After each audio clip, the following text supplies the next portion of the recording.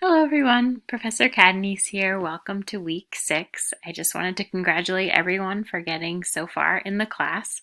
It's been such a joy to work with you and to read all of your amazing work.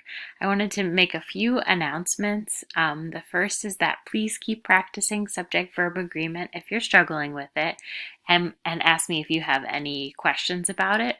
I just wanted to make one note which maybe will be helpful to some of you who are still struggling, which is that when you're trying to figure out subject, just identify what the subjects and verbs are. For the verb, look for an action word or a state of being, okay? And then for the subject, look for the word that's doing that action or being that state of being. So the first step really can be to randomly look in the sentence for what looks like the action or the state of being, but you have to find something that's doing it once you've gone through that first step. So anyway, let me know if you have any questions about that. Watch the videos always because I'm often giving you instruction about how to do stuff. And if you still have questions, let me know. Like I've said multiple times now, a lot of you are doing great with it. And some of you, it's going to just take a little bit more practice. So, this week we are working on our place of importance essay, which is really great. And I feel like it builds nicely on the poems that you guys wrote. So just for a few shout outs, I was inspired by many of the poems that you wrote, and many of them had a very inspirational feel to them. I'd like to shout out Doris, who wrote something called Peace Poem, where she gives suggestions for how things can be better, and has the really brilliant line, "Everyone was full of life, dancing, being ourselves. Now it feels like we're living in hell." And then in the poem, she talks about what could change. I thought that was very wonderful. And then Erin has the line, "I dream hard with no distractions added." I liked that in the context of her poem and also just as a really inspirational quote. The idea that dreaming would be something that is sort of only possible when there's nothing there to distract you from reaching your goals. So kudos to Erin for that line. And then Clarence had a really short and powerful poem which said at the end, "I am a descendant of poverty passed down from generations, but my children will be descendants of wealth." So let me read that again. "I am a descendant of poverty passed down from generations, but my children will be descendants of wealth." I think that was really powerful too, and inspiring. So you guys you dove into the poem assignment really beautifully, and you can take a whole course on poetry, and we just did it a little tiny bit, and you all went right for it. And did an amazing job. And I've had correspondences with a lot of you individually about your poems as well. Even if I didn't shout you out, please know that I really enjoyed reading the poems, and I'm just really proud of all of you. So for this week, our place of importance essay, I hope that you'll be as specific in this essay as you were in your My Name essay and as you were in your poems. And I just want to give you a sense of how to write this essay. Now, you do have 2 samples that you worked with in the last week. Okay, so you worked with the essay called My Room and the essay called The Corner Store. So you can use those as inspiration for your essay about a place of importance. It will be anywhere between 4 and 5 paragraphs. And I'm also going to show you how to create an outline for your essay to help you out. Okay, so I'm not going to require that you create this outline, but it is something that might be helpful to you. So this is something that you can do. You can open up a Word document and say, here's my outline. Okay, what's the place that I'm writing about? So maybe I'm writing about my room, right? We'll just say, so my room.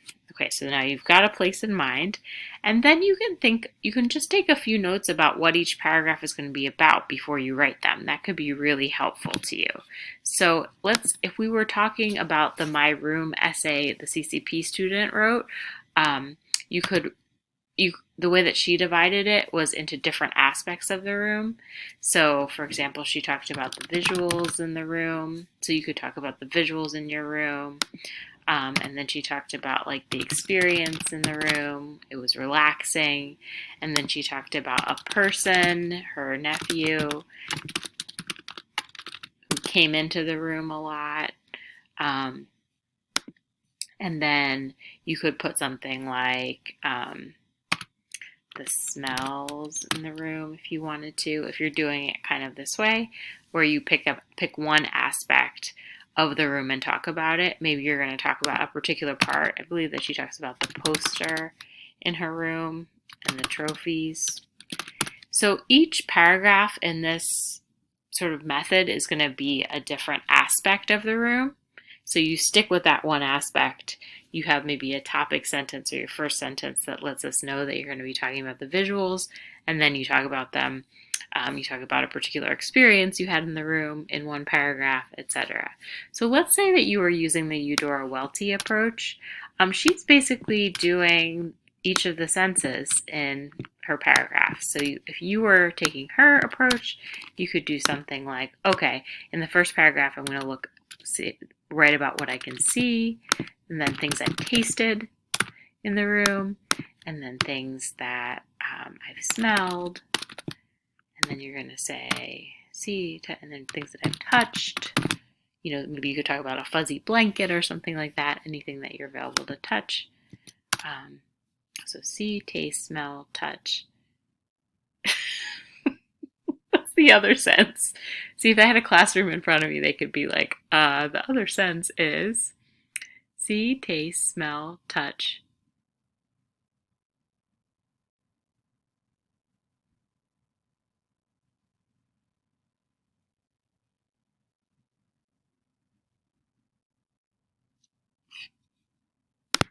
Okay, I'm back.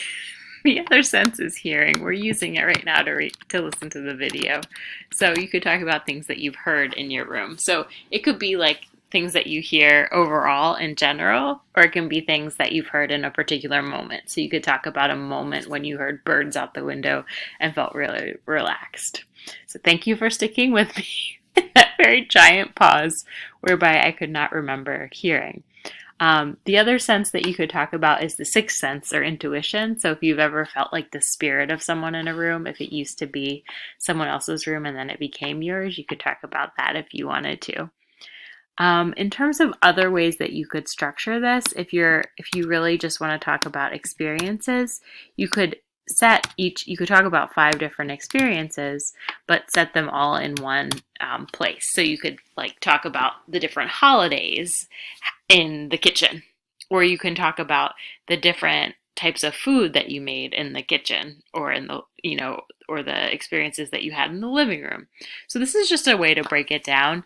I think it's helpful to just make this kind of note to yourself so that you can keep your paragraphs focused and they're not flying all over the place. But again, you can look at the samples to help you, and then email me if you have any questions at all about it.